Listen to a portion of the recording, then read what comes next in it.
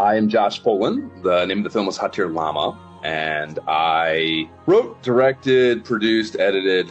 I was working in Turkey in 2016 as an actor in this film. That's like, it's actually a franchise there. It's a huge deal in Turkey. And we were shooting the sequel to that in 2016 in Urgup, which is like central Turkey. And I had a day off and I was wandering around downtown, and it's a rather small, couple of blocks town square area. And I wander into this antique shop, and the owner has a picture of Nicolas Cage right there by the cash register. I guess they had shot Ghost Rider in the same town semi-recently.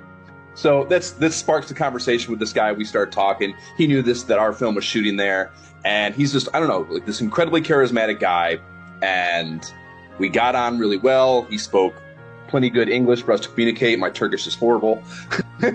So thankfully that was the case. And I ended up spending the entire day with him and his son.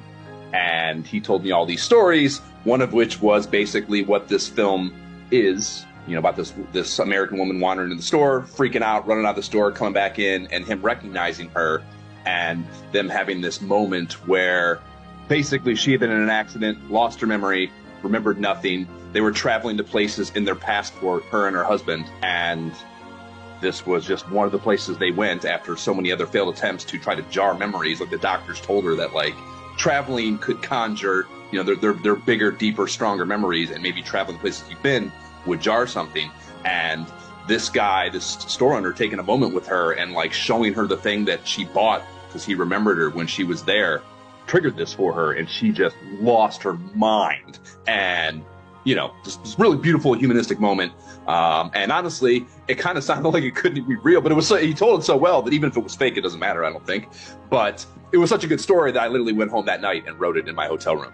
And it's been sitting in a drawer basically ever since. And then last year, I actually got around to finally. And basically, the impediment was finding a location in LA that could constitute a Turkish antique store, which Turkish stores, bizarre, they're all this bizarre style thing, and they are just wall to wall beautiful, stuff everywhere, colors, just and finding that true of a location in LA I thought would be a huge problem.